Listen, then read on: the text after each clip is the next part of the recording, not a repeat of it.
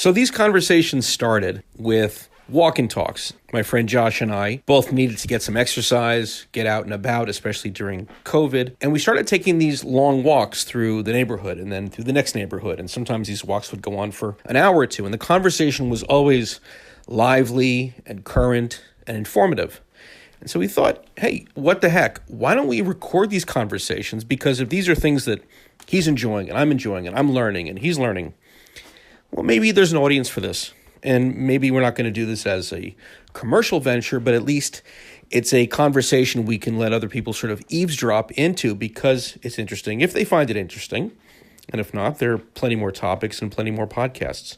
So we thought as an experiment, why don't we hook up a couple of mics to ourselves and we'll walk and talk. And that was the birth of the idea of the Josh and Howard Walk and Talk. And I'm sure as we go, it'll metamorphosize into something new and perhaps different. But for now, it's a conversation, and we want to let you in on the conversation. So here's the first one. We decided let's choose a topic that is timely, that we have some insight into, and that other people might be interested in. And that is COVID, but specifically through the lens of public policy. Here's episode 1. Enjoy. Our topic du jour is one that I think is timely.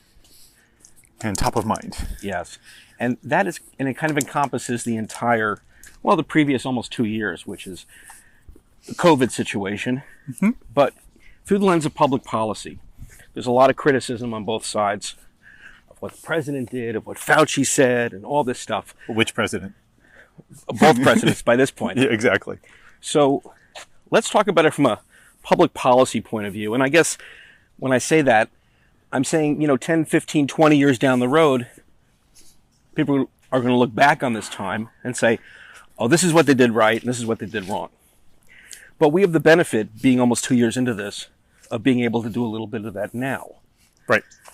So first of all, can we just kind of identify, get a definition when we talk about public policy? How are we defining it?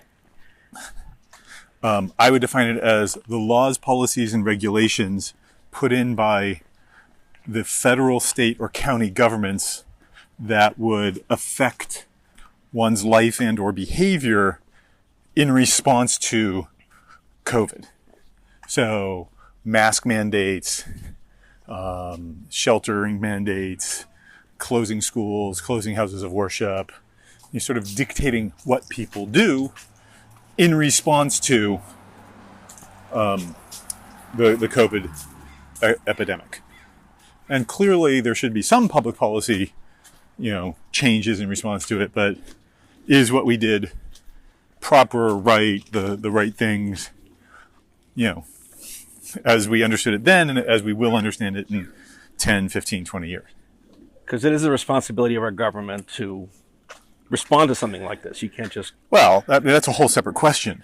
Really? Yeah, sure. Right? Why is it the government's responsibility? Why is it the federal government's responsibility as opposed to the state government?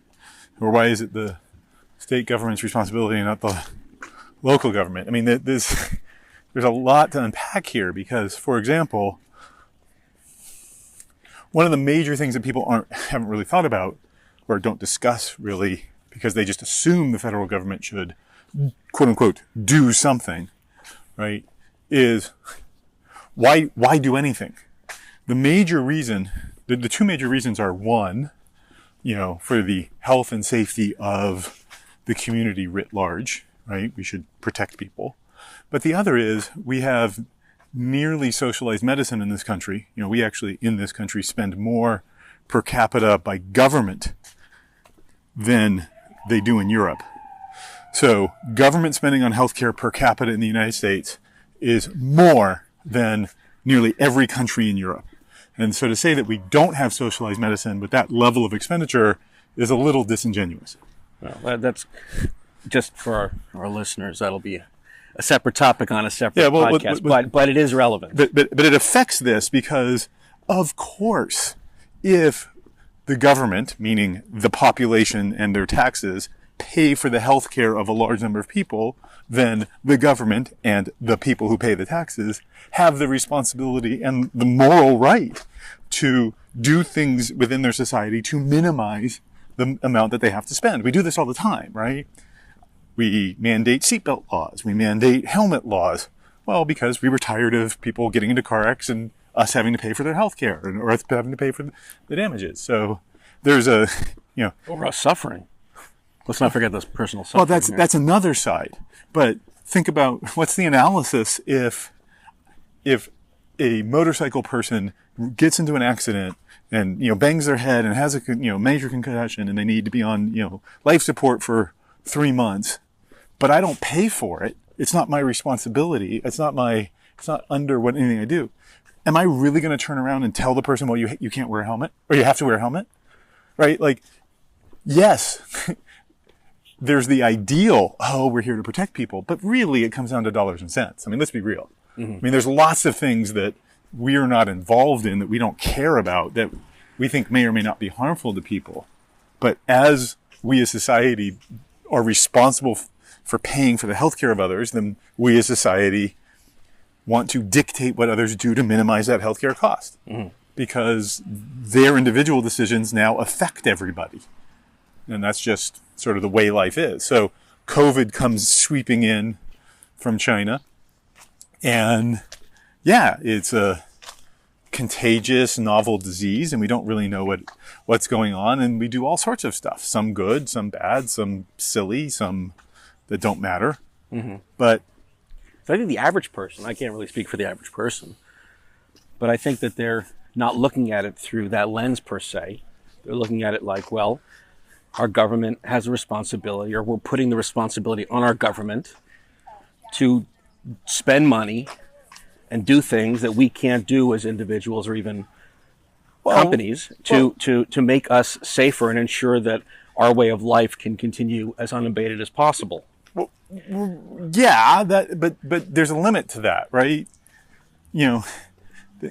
This is veering into something that we'll talk about later, which is, the more government does for you, the more government does to you. And the more government does for and to you, the more people, individuals and groups want to control the government because it controls society. So, but that's a whole separate issue. The real question is, right, what were our responses to COVID? Were they proper? And have we thought through all of this? There's a lot here, right? Yeah.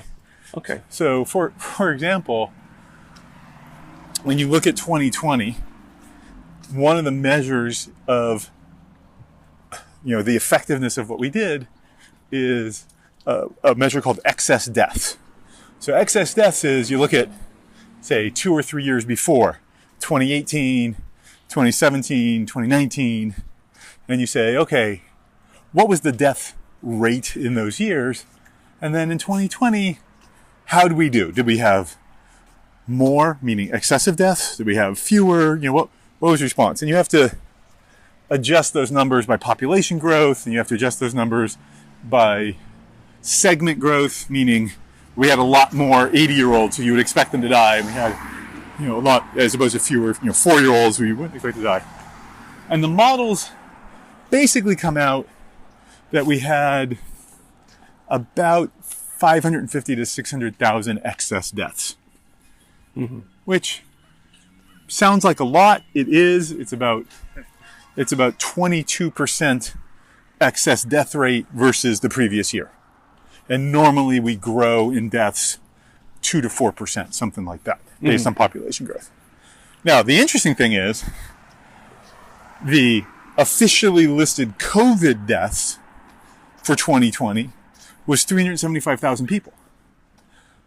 So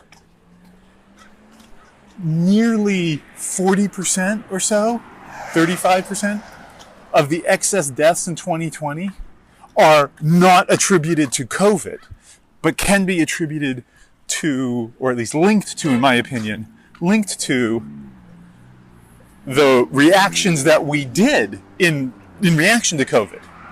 So in other words, by making people shut in, by saying that we're not going to, that hospitals, you should only go in cases of emergency, that you shouldn't go to your doctor unless you, et cetera, people didn't seek treatment for heart disease, or they didn't seek treatment for cancer, or they delayed treatment, or whatever. Or there's drug addiction, suicide, and all the stuff that comes from in response. That, yeah. So, when you think about, well, we we didn't do, we did something and we still had 375,000 COVID deaths. But what we did also caused, 175, 200,000 other excess deaths. Uh-huh. So I'm just saying public policy has effects that are far more complicated than people think through, right? I can think as a senator or someone who's making these decisions, from a political point of view, Right. would rather say I reduce the number of COVID deaths because it's something you can directly point to, and say, well, an unfortunate repercussion was an increase in teen suicides, but until now we never really had any firm statistics on, well, if we shut people in for a month, we should expect this much percentage in a bump in suicides. Sure, that's valid, but then how do you explain 2021? How do you explain, I know we're causing more deaths, but we're going to keep doing this, right? Once you get the data and you don't do anything, and you just continue doing stuff, and then you say, well, we had 375,000 COVID deaths in 2020, despite locking people down, despite, having mask mandates, et cetera, right? I mean, remember, it started as 2 weeks to flatten the curve, and we're 680 days or something into that? Or some obscene number? Something like that, yeah. So this is why this public policy debate is complicated, because I agree with you. Politically, it's hard. It's hard to say, no, we shouldn't do anything, right? And that's why Sweden has been reviled. But yet, as of now, they have one of the lowest per capita rates of COVID death. No. So it seems like a matter of whoever chooses to bite the bullet, in a sense, a la Sweden. Right. They're going to suffer. In Florida, for example, which has the lowest COVID death rates now of any state on a per capita basis. So it's almost like they shook it out. Correct. Through a painful process, but now they've reached the end of the tunnel, in a sense. It seems that way, but maybe things will change. But again, I think politically, you touched on something. It's always easier for the politician to say, I did something, than what I'm going to do is be harmful and we shouldn't do it. That's just a hard sale. Right. No one can campaign saying it's going to be terrible and painful, but it'll be better in 10 years.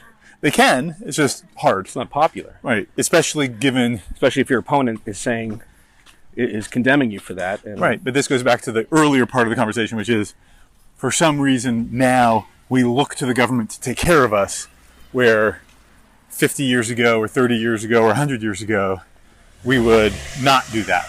But we kind of have no choice, because it's also our source of, arguably our most trusted source of information. Is it? On a day-to-day basis. Is it? Right. I think for a certain large amount of the population it is. Well, I think for a large amount of the population, COVID has shown the government not to be trustworthy. Right? So trust is a very interesting idea. In my view, trust is a two-way street. And the CDC and the NIH and the FDA have all stood up and said, trust us. We've looked at the data. Vaccines are absolutely the right thing to do. Trust us. Booster shots are the right thing to do. Trust us. Mask mandates are the right thing to do. Trust us. Give your 4-year-old or 5-year-old a vaccine because we've approved it. Mm-hmm. But trust is a two-way street, right? The FDA and the NIH and the CDC, they don't trust the population with the data. They don't trust the population with the studies. They don't trust the population with the information. They say, we know better. We're the arbiters of truth, and you don't have to know. That's why the FDA tried to put a hold for 50 some odd years on the Pfizer data for their vaccine. And when you're talking about public policy and politics, that's one of the things I think that has been lost, is they want the population to trust them, but they don't trust the population with information. They want to scope it and control it. And when you say trust the science, for example, and this is very important when you talk about public policy, well, whose science, right? The WHO had a different definition of COVID death for a long time. Now we're trusting individual doctors to determine what is a COVID death. And if you look at the actual definition, it's caused by or likely influenced by COVID. Well, that's, that could be anything. And each of these elements of the conversation is like a Russian doll. You can keep unpacking. Right. What's, how, do we trust the doctors to be neutral? Are they unswayed? Right. Are there any political or financial considerations? Are there any individual social considerations? Right? Is there training? I mean, does your podiatrist? Do you trust your podiatrist because you went to medical school, regardless of the fact he has no real history or, right? Very deep understanding of immunology? I mean, or virology, in this case, yeah. So that's one part. But in England they did a study a couple of months ago at this point, I believe, and they found that almost half of the patients in the hospital that are listed as COVID patients were diagnosed for COVID in the hospital. They did not go expecting to be COVID patients. They went in for like kidney surgery. Exactly. Or they did a routine COVID test and positive. Now they're a COVID patient. Exactly. So is the flood of hospitalizations in this third or fourth wave, is it due to COVID? Or is it due to delays in getting other treatments that are now forcing themselves to go to the hospital as opposed to seek, primary care or preventative care or routine care, but they've been delayed because of COVID response. Yeah. Right? So that's why you have this very, very divergent view, at least in the United States, between people who emphasize freedom of religion, freedom of association, freedom of travel, freedom of doing business, and they will try to minimize and deal with the results of COVID, on an individual and a choice basis, and statists who live in fear of COVID and want the state to impose all the COVID restrictions as possible because COVID is the primary threat to society. Where as we've talked earlier, even the response to COVID has, trickle down effects, not in an economic way, but in a delayed treatment way and other things that take a while to understand. But now that we understand them, why are we continuing them? So I guess at this point in the conversation, if I was talking to certain friends of mine, let's say, they would have tuned out a while back. They would have said, well, anything that challenges what the CDC is saying is a conspiracy theory, blah, blah, blah. I don't want to get into that. That's a whole other conversation that can take us down a rabbit hole. But what we can do is we have the benefit of hindsight to look at the policies. Because they're also saying, look, back in April 2020, everyone was on the learning curve. The CDC, the WHO. Yep. So we have to be, forgiven. We talked to a nurse who admitted that in the hospital they didn't know how to treat COVID patients, and they ended up killing many because they treated it in a traditional sense, which ended up, flooding the lungs with fluids and really hastening deaths. Right. Or putting, like, a la New York, putting elder care people back into elder care or long-term care facilities that, had high contagion rates because they felt the hospitals were not equipped or didn't have the space to deal with them, and that ended up in causing tens of thousands of deaths. Yeah. Right. So at this point, if we were to go down that path, right, we'd be dissecting things, and people would be agreeing or disagreeing with us at every step of the way, and dismissing or praising us every step of the way. Well, so if they're interested in having a conversation, they should listen. If they're interested in being validated, they should not listen. That's their. Right, what's that famous line? I never learned that much listening to myself talk. Right. But I'm just saying that, like, we can now look at the policies that were implemented. By the way, if anyone out there hears me struggling for breath, it's because we're taking hills, and hopefully by the 40 or 50th podcast, we'll be in shape. Well, look, I mean, to your point, there's another way to think about the problem, right? There's pre-vaccine, post-vaccine, pre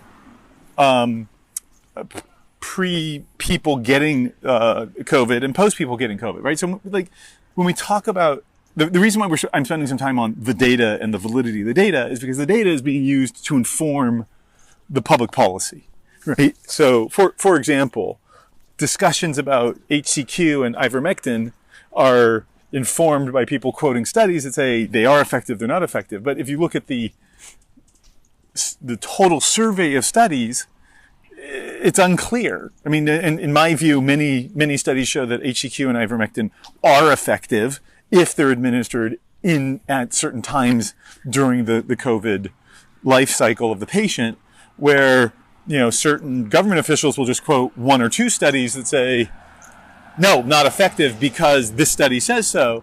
But it just exemplifies that when you say believe the science, well, there's lots of science. Mm-hmm. There's lots of things out there. And really, science is a process of, observation, hypothesis, test, validation, etc. And we have to slice the data, very, very differently. There's also a certain intellectual honesty involved here. Right. Or dishonesty. Or dishonesty. It's very, cause just to do a callback to the COVID hospitalizations, use Colin Powell, for example. We like to bring that up. It's a tragedy. He was a great American and a great leader. But they say he died of COVID. And buried maybe in the third paragraph was he also had, stage 4, multiple myeloma. Stage 4 multiple myeloma and Parkinson's, right? Which are heavy contributors. So did the COVID, legitimate question is, did the COVID speed up a death? Was it by an hour? Was it a year? Was it a week? And in truth, the answer is we don't know. Right. And we've let the individual doctors make that definition based on how they fill out the death certificate. And that's a serious comorbidity. Right. And this is why, something like the average number of comorbidities of a COVID patient who died is 3 point something. So is it the comorbidity or is it COVID? The WHO, as I understood it, used to define a COVID death as one with lung involvement, liquid in the lungs. But I'm not sure if that's the case anymore. So, if you look at data from the Far East where they were using that definition versus data from the United States where at times we weren't using that definition, right? The data itself is muddy and cloudy and imprecise, and yet we're making these grand declarations of how we should educate, millions of kids in school or not in school. And we're finding teen suicide rates are up, and intellectual capacity and reading and math is down to 20 or 30 year historic lows, because you can't teach people the same way online than you can in person, right? I mean, this is a major reshuffling of our education system. That what are the effects when you have essentially a delayed school population of 1 to 2 years? Right? They're just. There's just a cascade. There's a cascade. Yeah. Exactly. And these are big, big problems that if the answer is, if you disagree with me, you're a fascist or a terrorist and I'm going to sic the FBI on you, that's just not a way to consider public policy. That's just not appropriate. Right? It's just going to cause more problems long term than we're going to solve. Well, one of the things that's going on, and it's happening in social media and in social politics, if for lack of a better description, is that it's come down to, if you don't do this, which is a personal decision, you're risking the lives of everybody you know. You're risking, if you're not wearing a mask, and it comes down to not even wearing the mask or not wearing the mask, if you believe that there's any alternative but what the most stringent thing they're telling you to do is, correct. You are endangering lives. You've excluded yourself from the community. No, the community's excluding you, but that's okay. Well, but so they're gonna. So almost 93 to 94% of all COVID deaths in the United States are people over the age of 50. Mm-hmm. If you're if you're 17 or younger, you have a 0.0001% chance of dying from COVID. And so the argument for forcing, for example, children on a public policy to get vaccinated is they may be infectious and they may be around older people who are susceptible to the disease, and those people who are vaccinated may become infected and die because the child was not. So you've got a vaccine, right? Yeah. That isn't fully protective, and yet the vaccinated person with boosters we can assume, who has the vaccine that they know is not fully effective, that they might get infected, but whose major impact is to reduce the severity of the disease For themselves. for themselves, they're forcing somebody else to get vaccinated because for some reason that they don't want to be exposed. But ironically, we're having this conversation while we're walking by a kid's party, outdoors at least. an outdoor kids party, Yeah. and that's the noise in the background. We didn't put in any sound effects to And make so a point. here, this is a great public policy discussion, right? So how many deaths of vaccinated people are there based on children infecting them? Versus what are the side effects and maleffects of children taking the vaccine? Right? That should be the discussion. Well, one issue, I'm always going to kind of be the devil's advocate. But a lot of people who get COVID don't exactly know where. I had COVID last year. I don't know exactly where I got it from.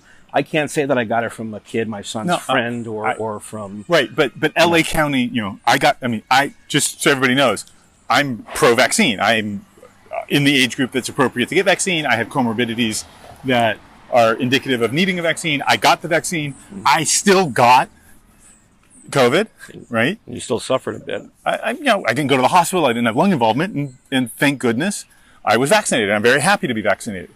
But that's a different discussion than you have to vaccinate your 10-year-old kid because we say so.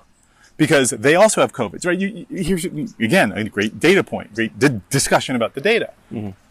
Is there a difference in benefit for a child who already has who's already had COVID? Do they need to get vaccinated, right? The easy thing for the politicians to do and the public policy makers to do is to just say everybody has to be vaccinated. But there are side effects and there are maleffects and there are things that we don't know about and there are things that we will find out in the next 5 years. So, given that something like 930 kids under the age of 17 have died of COVID. Do we have any statistics on comorbidities there? Almost all of them had some underlying comorbidity or condition. Okay. Right? But something like 6 or 8 million kids have tested positive with COVID. Right? That's why the death rate's so low. But you're making somebody take the risk in order to avoid the off chance that you might be exposed, even though you have the vaccine. And there's no data that the CDC has about people who have already had COVID getting reinfected and then infecting other people. None. Now, does it happen? I'm sure. Under what conditions? We don't know. What are the side effects? We don't know. And so, is it appropriate for parents to say, look, we've got side effects, we've got children who already had COVID, my kid doesn't need it? Are these valid discussions to have? Absolutely. But to then be turned around and called, an anti-vax nut job who denies science, then you should be put in camps, which people have been called, just shows the extremities of society at this point, where you can't have a discussion. Are you taking for granted, though, in this conversation, that the vaccine is not safe? Or that there are risks involved with the vaccine that make the risk assessment competitive with choosing not to take it and in the risk assessment of getting COVID?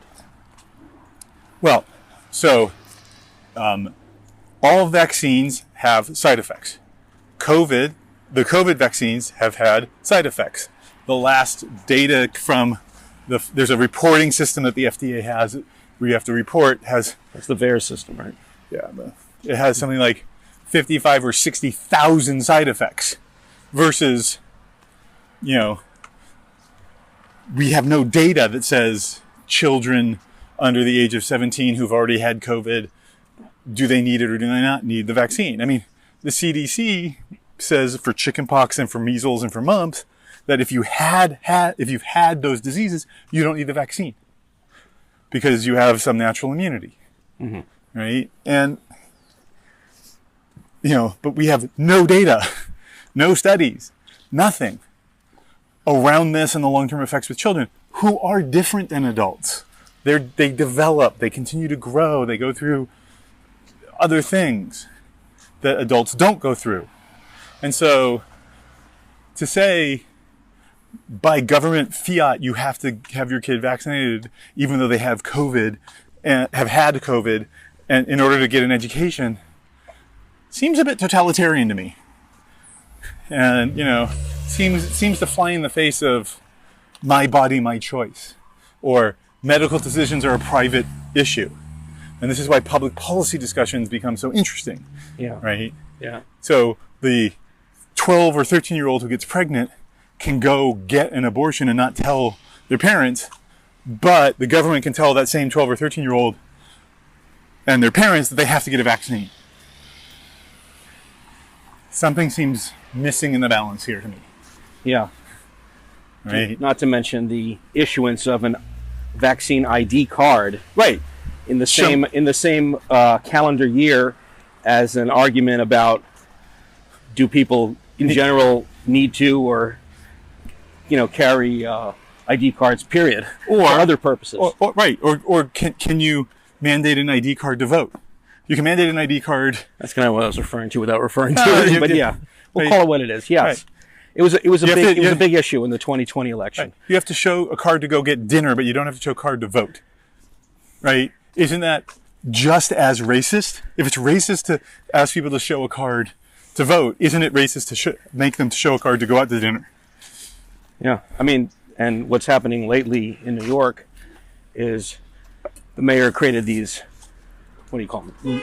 Drug zones where people can shoot up with, impunity, and that's not a public health policy issue that anyone should be concerned with. That's not a health crisis that warrants further investigation.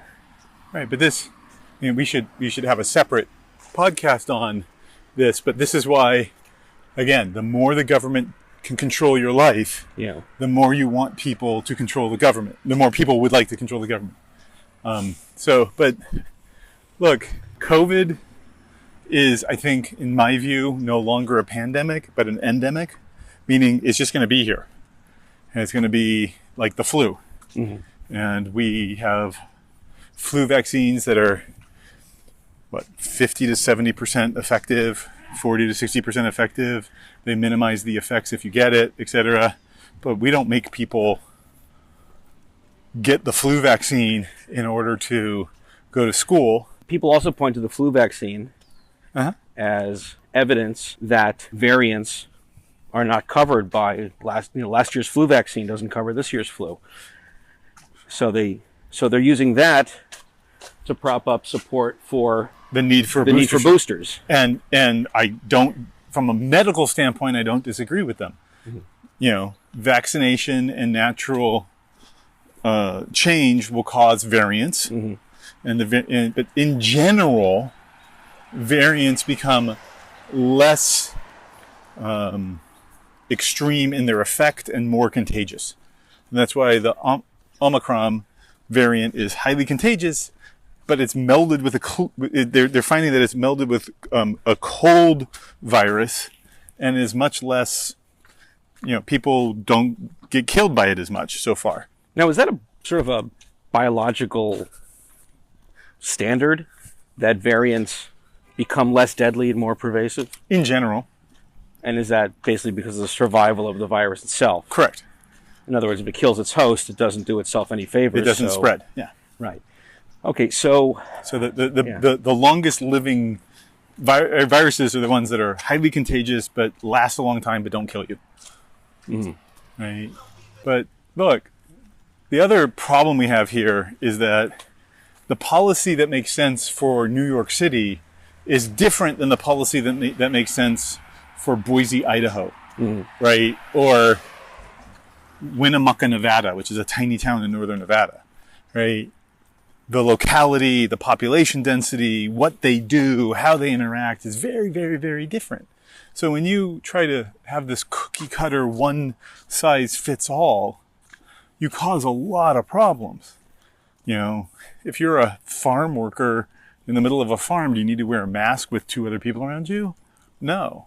But if you're, in the subway touching things, is it best to, sanitize your hands? Yes. These are different things. The United States is the size of Europe. Physically, we have basically as many people. Does it make sense that the policy in Portugal is the same as the policy in Austria and the same as the policy in Denmark? No. Well, that leads me into this bigger picture, which is there's a war of ideologies, which doesn't help this situation at all. One ideology is that the federal government should be the power base and make all the decisions for all the states. Correct. And the other prevailing ideology is that the federal government do as little as possible, leave it to the states. And then you can decide which state you want to live in, right? Under what kind of governorship. And you can also, and the states themselves can look at what's working in their state or other states and then change their policies, right? It's a laboratory of 50 different states. Yeah. And the United States government under the Constitution is basically formed where the individual state has what's known as police powers, and the federal government doesn't. The states gave up a specific amount of power to the federal government and retained all other powers. And that's why California can and should act differently than Nevada, which can and should act differently than, Wisconsin. There are different topologies, different weathers, different population densities, different workloads, different industries, it's all different. And you can't say everything's the same. The desert is not the same as the forest. The swamp is not the same as the plains. Everything acts differently. There just seems to be, for some reason, I'm remembering those choose your own adventure books when you're growing up. Yep. And if you decide to go into the cave, go to page 18. Sure. If you decide to circumvent the cave and go down to the valley, go to page 16 or whatever. Right. Every step of the way leads you to, if it was a 1,000-page book, a different result. Yep. And here you have so many moving parts. You have, how deadly is COVID? I mean, how contagious? How deadly? Okay, and what are the ancillary effects of keeping kids home from school for a year? Right. What about couples that were on the verge of divorce because of abuse that suddenly couldn't go anywhere? Correct. There was you hear about all these things. Right. My bet always was when we went into lockdown, are we going to have more babies or more divorces? Yeah. And unfortunately, the data's in, and we have more divorces and less babies. Interesting. But at least, should we feel good that this is happening on a global scale at least, so we can still stay competitive with our Chinese counterparts? I think about this a little differently, right? 100 years ago or 200 years ago, we did not have nearly as interconnected a world in terms of travel, in terms of population and goods and services. So that's one other thing that makes COVID somewhat unique. Right? Yeah, the Spanish flu is similar, but it came on the heels of World War I, which was a massive interchange of population that we hadn't seen before. Hundreds of thousands and millions of Brits and Americans went into the continent and then came back. We hadn't seen that in the 100 years before that. But from the time that we had the Spanish flu until now, we had flight, right? We used to only travel 10 to 20 miles from our homes, and now it's not unusual that people travel 100,000 miles on a plane a year. And that interconnectivity creates the sharing of goods and services and diseases, right? In the exchange between the old world and the new world, when the European colonists and conquistadors came over, we brought smallpox and other diseases into the population, and we got potatoes and syphilis going back the other way. And there was a massive syphilis outbreak in Spain in the early 1500s because those diseases weren't known. But now, you can literally hop on a plane and get around the planet in 24 hours and exchange body fluids and diseases and viruses, and that's why these things are going to spread. Right? And that's why we need a different public policy. The thing that actually concerns me the most about the public policy that we have right now is that nobody's defined what the end goal is, or very few people have. eradicating the virus. It seemed was there spoken somewhat objective. But a zero COVID policy doesn't work. It will never work, right? You'll always COVID is an animal virus as well. You'll always get some sort of interchange at some level, right? You'll get variants, you'll get mutations, you'll get people who are vaccinated and not vaccinated, and the vaccinated people aren't fully protected from the unvaccinated infected people, right? Like, you can't get a zero test policy. I mean, New Zealand gave up on it, and they're an island, right? They said, yeah, we can't do this. Here's another aspect of public policy. You want to know one of the troubles that we've had and why people are all freaked out is because we don't have enough ICU beds, or we didn't. But we haven't increased the number of ICU beds that are available in 2 years. And now we're laying off. And now we're laying people off, first responders, medical workers, for not getting the vaccine, even though they may have had it, right? Yeah, can we, at some point. Sure. Well, I don't want to deviate from the public policy, but it is part of public policy. It's absolutely. The public policy is turning in on itself. If you're facing one variant after another, and all the fear that comes with it, right?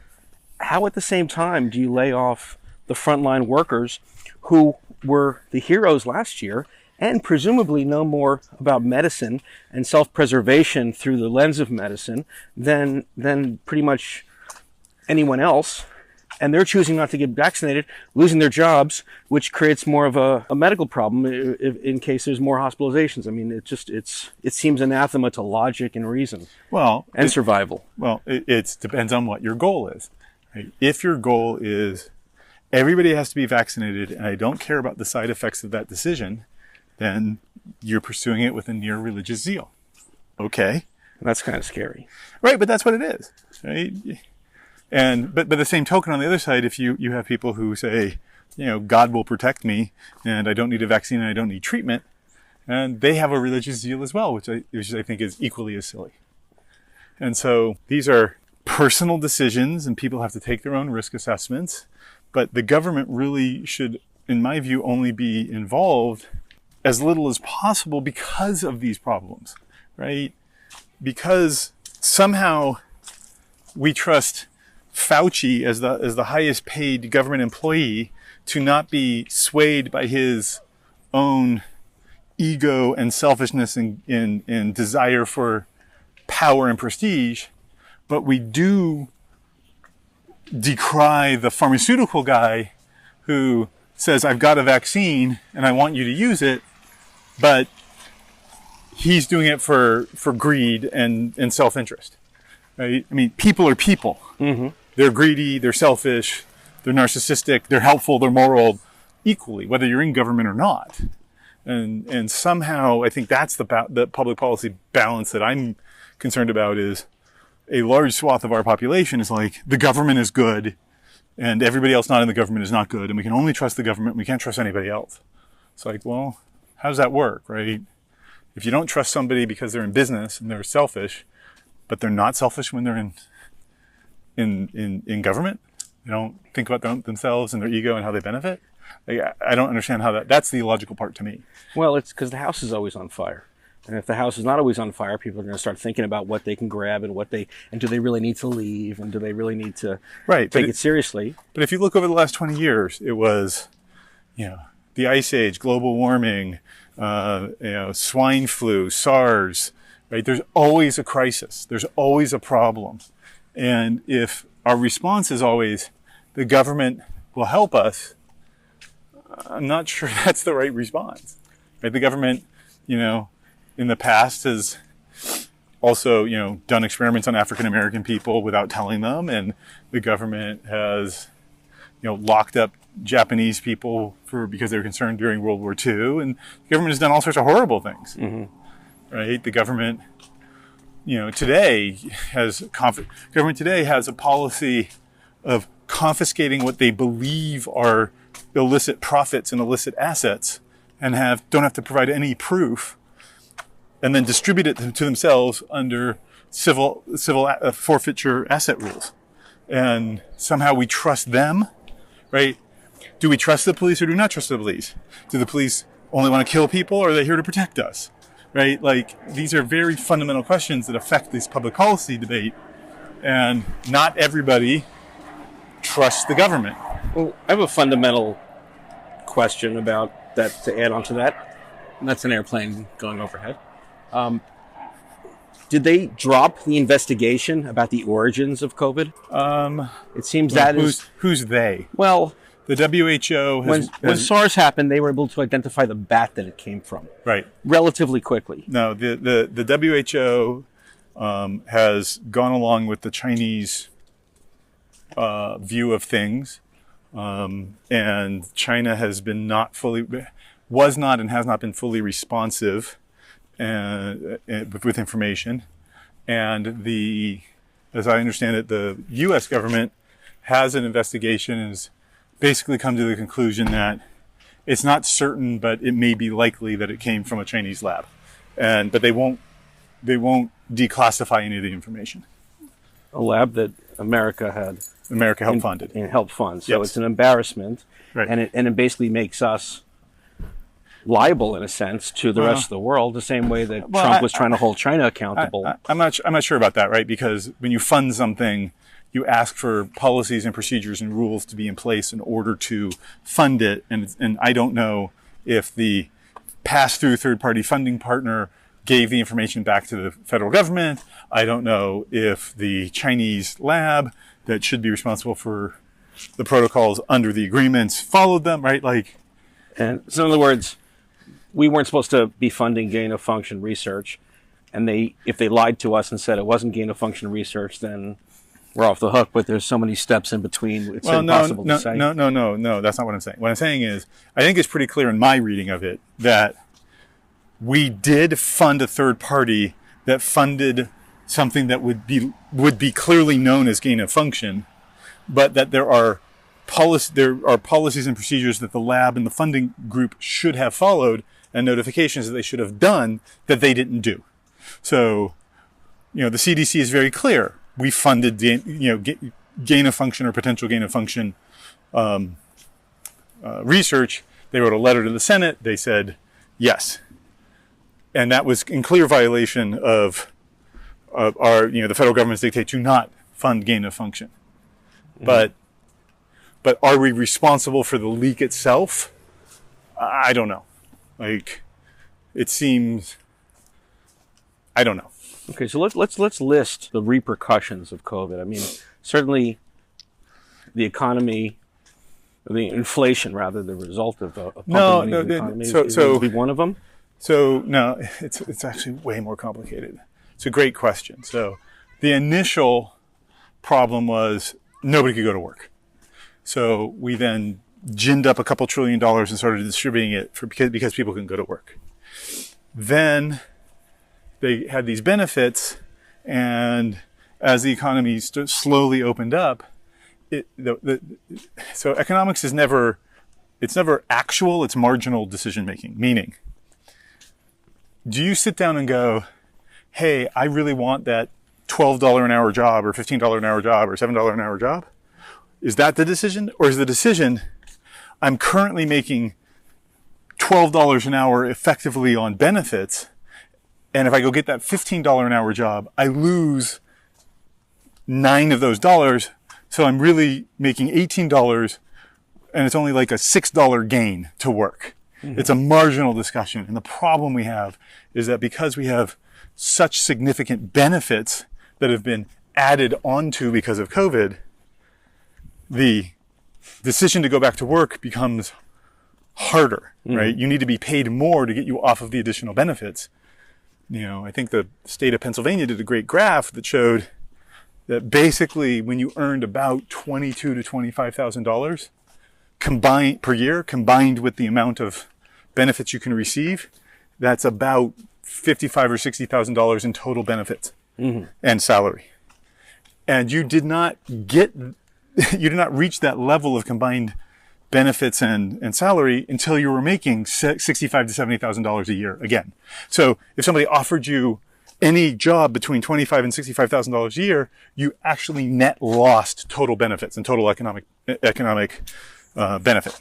But now that And now that just moved further to the right because we added more unemployment and we extended things. And right, but that's been over for almost 3 months now.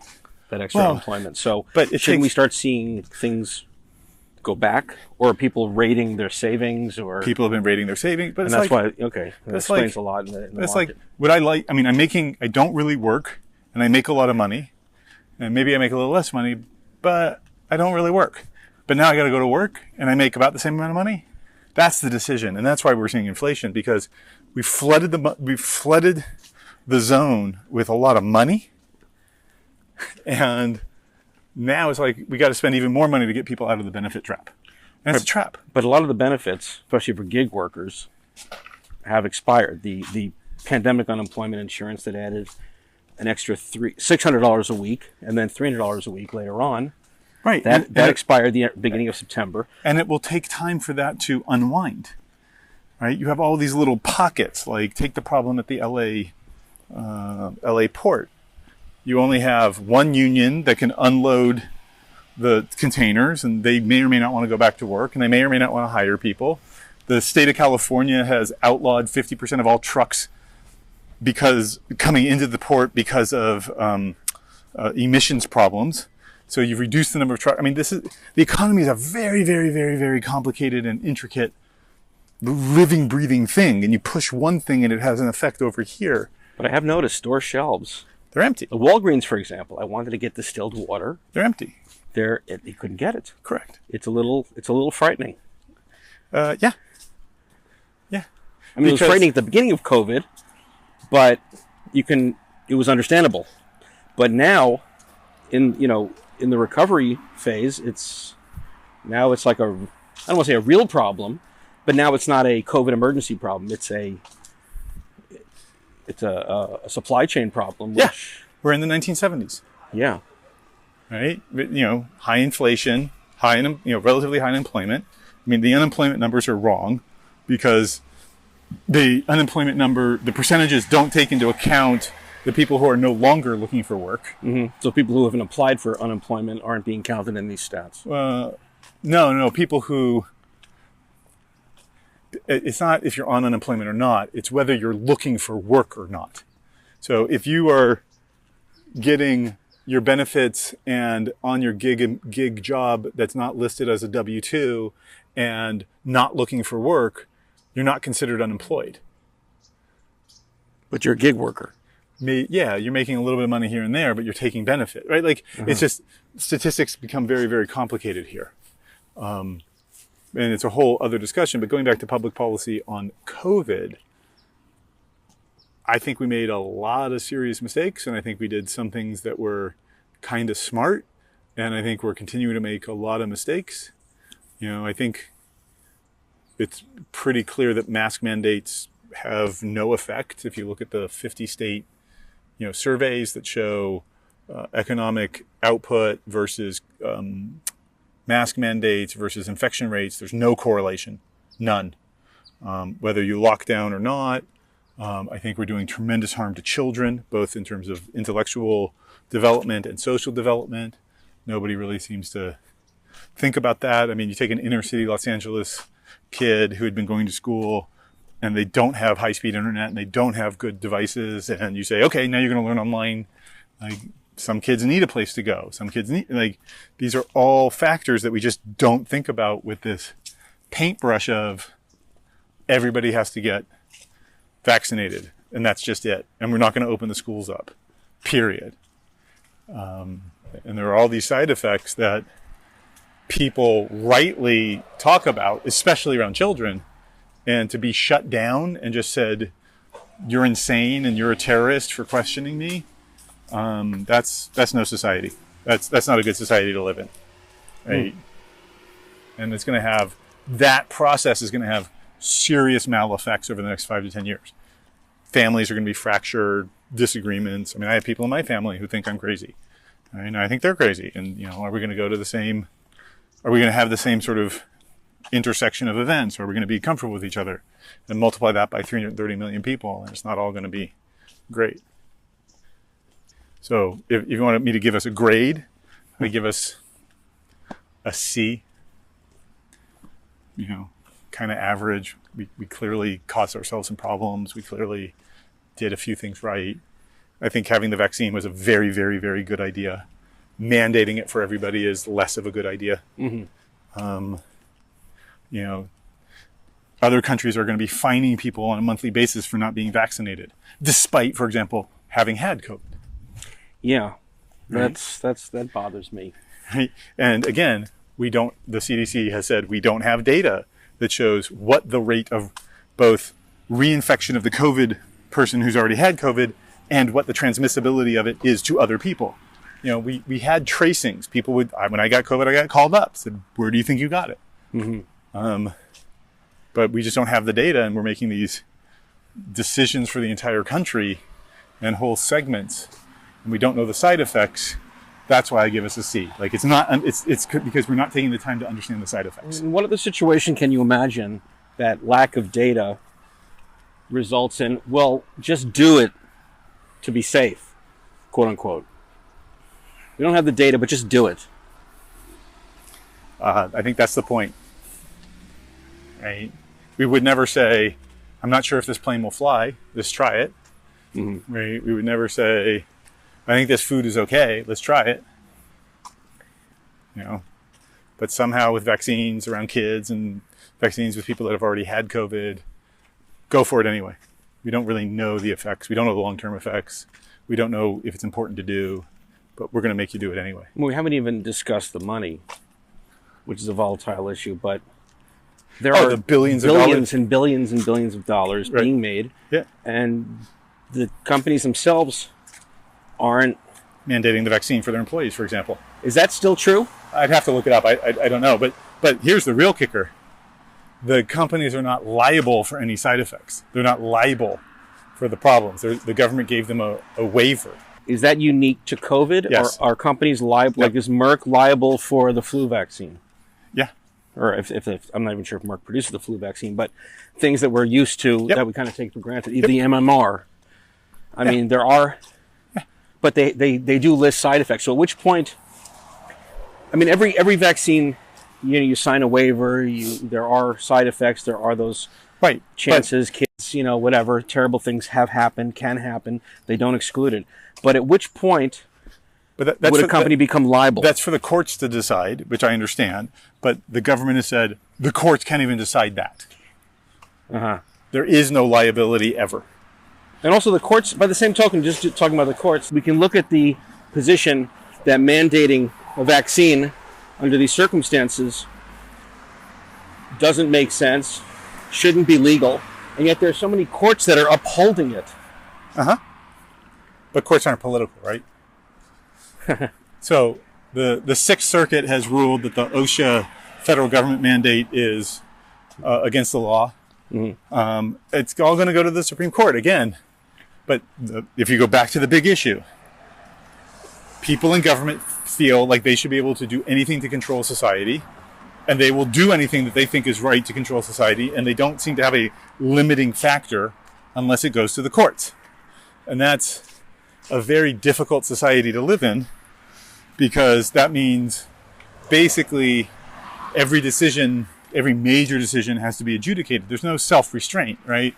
The OSHA doesn't come back and say, I don't think it's a good idea to do this, and it's going to cause a problem. And this happens on gun control and religion and everything, where when you have the view that the government should control people's lives, then they're going to do everything they can to control people's lives. But that's why we have a representative democracy, and we get to change out parts of the government every 2 years in order to slowly change this out. And, we've had quote unquote blue waves and red waves. And this is why the people ultimately must speak. The people must ultimately say, either with their feet and go to the states they feel reflect their views and values, or the ballot box in order to get representation to reflect their views and values. There's one big slice of this that we've kind of left out. Okay. Social media. We live in an age where we can get information, a variety of information. Almost instantaneously. From various sources. Yep. And the social media companies seem to have an agenda. It's obvious they have an agenda. And they want to be the arbiters of what information is verified or qualified or true and what isn't. And I think that's very dangerous. Oh, incredibly especially dangerous. in the context of talking about changing out our government and having choice, because it's taking away information and therefore a lot of that freedom of choice that we're relying on in these situations. It's skewing it in one direction. Yeah, I saw something online that said Facebook is the perfect example of a socialist government. They give you everything for free. It's run by a rich guy. And if you disagree with them, they kick you out of the society. And that's Russia. That's, hardcore communist society. Right? And I agree. I think social media is both useful and dangerous. And listen, people have been kicked out for, some people might say, oh yeah, that guy should be kicked off because he's doing X, Y, and Z. But there was someone who was kicked off because I think, duck recipe was called hate speech or something. Right. Well, I mean, how about this is really scary. Rand Paul was kicked off for a speech he made in the well of the Senate. Yeah. Right? The well of the Senate and anything said there cannot be litigated. Right?